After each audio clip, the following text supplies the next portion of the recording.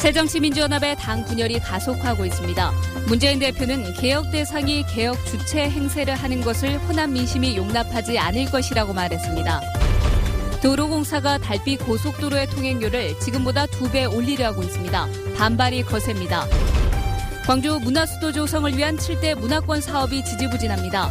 문화전당 개관 이후 정부 관심 밖으로 밀리면서 사업비 확보에 어려움을 겪고 있기 때문입니다. 조선이공대학교가 내년 등록금을 동결하기로 했습니다. 다른 지역 대학의 동참 여부가 주목됩니다. 여러분 안녕하십니까? 어제 예고한 대로 임내연 의원이 새정치민주연합을 탈당했습니다. 환영하는 분들도 있겠습니다만 광주 국회의원들의 잇따른 탈당에 비판도 나오고 있습니다. 이런저런 명분을 내세우지만 결국은 정치적인 이속 챙기기 아니냐는 겁니다. 문재인 대표도 오늘 비슷한 말을 했습니다. 보도에 한신고 기자입니다. 새정치민주연합 임내연 의원이 탈당했습니다. 김동철 의원에 이어 광주에서 두 번째. 탈당의 변은 엇비슷했습니다. 더 이상의 기대도 더 이상의 희망도 없습니다. 이제 변화를 외치다 지친 호남의 목소리를 받들겠습니다. 예정됐던 광주시와의 당정협의는 새정치연합 시당 요구로 전격 취소됐습니다. 연이은 탈당의 분당 위기론까지 어느 배를 타야 할지 갈피를 잡지 못하는 지역 의원들 고민의 한 단면입니다. 한 분이 탈당하는 입장에서 저희가 당정협의를 하는 것은 여러 가지 정황상 어울리지 않는. 주판을 튕기기에 바쁜 지역 국회의원들의 행태에 그 밥에 그 나물이란 자조의 목소리가 큽니다.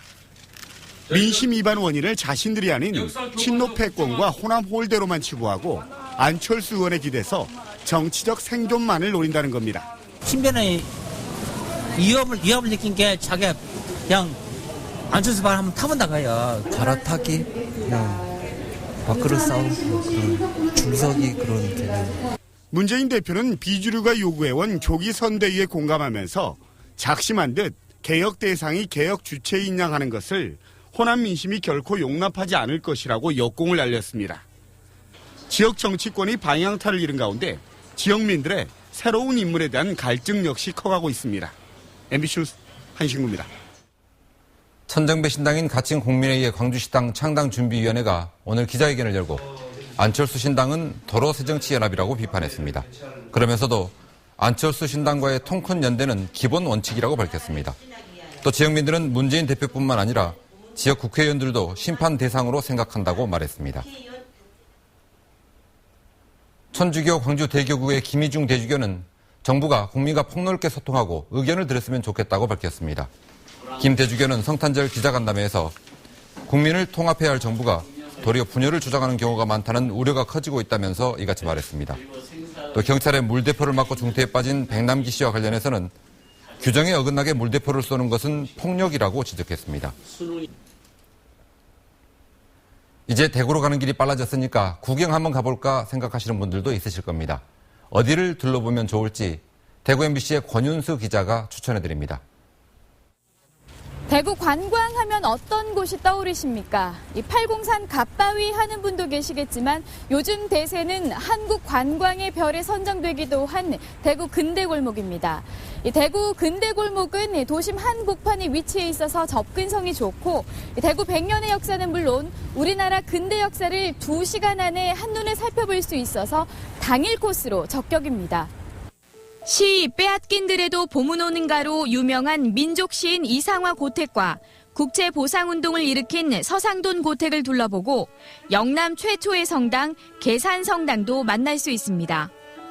사진도 찍을 겸 날씨도 좋고 나와봐서 보니까 상당히 볼만하고 추천할 만한 곳이라 생각됩니다. 대구 중구청 인터넷 홈페이지에 미리 신청하면 골목 해설사가 직접 가이드도 해줍니다. 여기서 차로 5분 거리에 김광석 다시 그리기 길이 있습니다. 가수 고 김광석이 태어나 유년 시절을 보낸 골목에는 그와 관련된 벽화가 아름답게 그려져 사진 찍기 좋은 곳으로 전국 유명세를 타고 있습니다. 대구에서 꼭 먹어봐야 하는 것에는 어떤 것이 있을까요? 최근 한 인터넷 포털 사이트에서 대구의 맛있는 음식을 추천받았는데 치킨이 1위를 차지했고 막창과 곱창, 납작만두가 뒤를 이었습니다. 특히 전국 유일의 모노레일 교통수단인 도시철도 3호선이 올해 개통돼 지상 10m 높이로 다녀서 도심 관광에 재미를 더합니다.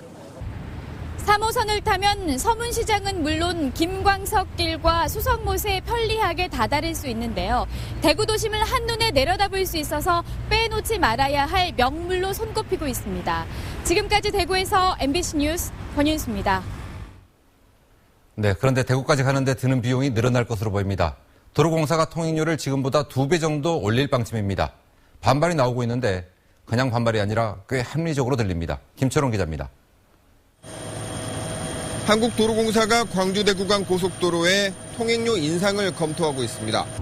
인상폭은 지금보다 2배 올리는 방안이 유력합니다.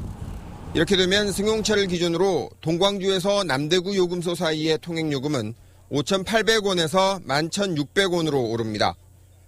도로공사는 88고속도로가 왕복 2차로여서 그동안에는 통행료를 50% 할인해왔지만 4차로로 확장된 만큼 정상요금을 적용하는 차원이라고 밝혔습니다. 하지만 이 같은 방침에 반발이 나오고 있습니다.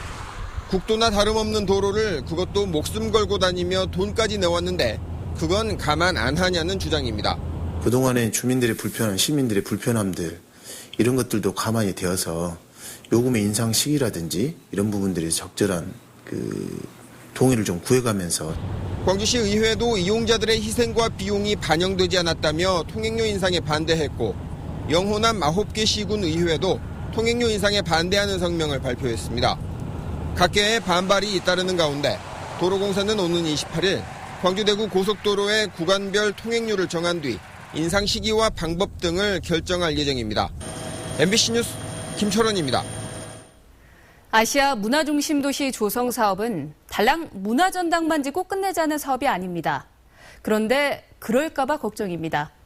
문화전당을 중심축으로 권역별로 거점을 만들겠다는 7대 문화권 사업이 속도를 못 내고 있습니다.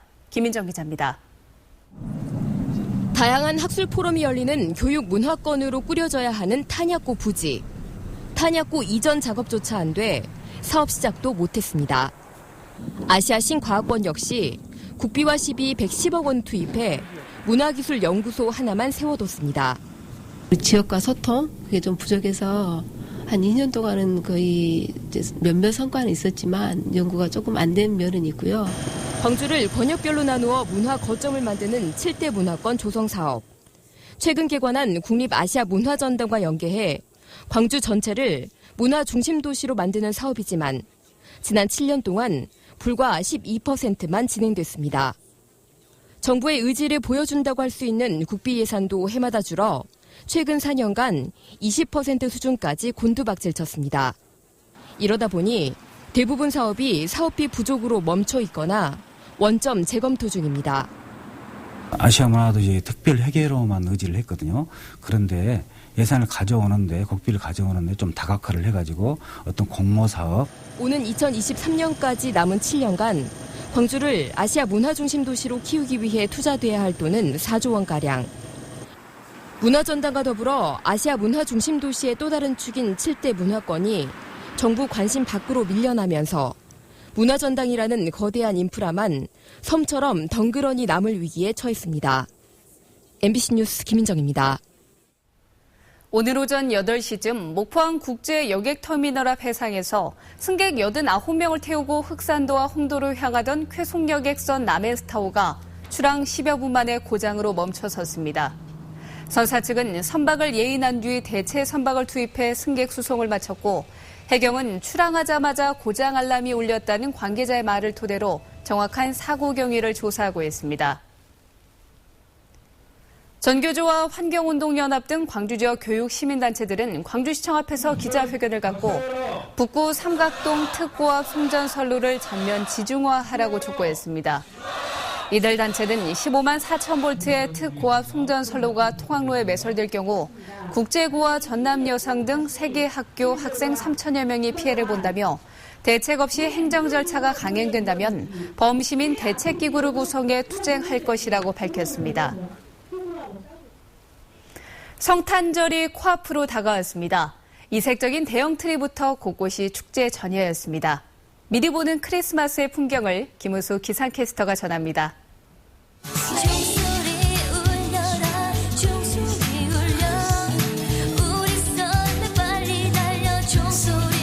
하얀 눈에 덮인 초대형 크리스마스 트리. 은하수처럼 흩뿌려진 화려한 장식이 사람들의 눈길을 사로잡습니다. 아이들도 신기함에 눈을 떼지 못합니다. 크리스마스 분위기에 푹 빠진 시민들은 순간의 추억을 연신 카메라에 담느라 바쁩니다. 여기 와서 산타 할아버지도 있고 루돌프도 있고 하니 더욱 재밌어요. 겨울철 놀이명소로 자리 잡은 광주시청 야외 스케이트장. 개장 3년째의 노래는 6살 이하 유아들을 위한 야외 썰매장까지 열어놓고 시민들을 맞이하고 있습니다. 연휴 기간 광주를 벗어나면 더욱 다채로운 겨울밤의 향연을 즐길 수 있습니다. 목포에서는 원도심 일대에서 크리스마스 트리 축제가 이어져 다양한 문화 행사와 함께 현란한 볼거리를 제공합니다. 또 어두운 겨울밤을 환하게 밝혀줄 고성 차밭 비축제와 밤바다를 함께 즐길 수 있는 여수 빈노래아 축제 등도 매년 이맘때 많은 방문객들이 즐겨 찾는 곳입니다. MBC 뉴스 백수진입니다. 네, 백수진 앵커였군요. 조선이공대학교가 내년 등록금을 동결하기로 했습니다. 조선이공대가 학생과 학부모의 부담을 덜어주기 위해서 6년째 등록금을 동결하기로 결정했다고 밝힌 가운데 다른 대학들은 어떤 결정을 내릴지 주목됩니다. 전남 지역 광역치매센터가 순천 성가롤로 병원에 문을 열었습니다. 광역치매센터는 치매 실태 조사와 전문 인력 양성, 예방 프로그램 개발 등의 사업을 주도하게 됩니다. 전남 지역의 치매 노인은 4만 2천 명에 달하지만 이 가운데 절반 정도는 관리를 받지 못하고 있습니다. 정부의 경찰 간부 인사에 따라 신임 광주지방경찰청장에는 강인철 경찰청 정보화 장비 정책관이, 신임 전남지방경찰청장에는 박경민 중앙경찰 학교장이 각각 임명됐습니다. 최종헌 광주경찰청장은 경찰청 경무인사 기획관으로 자리를 옮겼고, 백승호 전남경찰청장은 경찰대학장으로 승진 내정됐습니다. 국립농산물품질관리원 전남지원은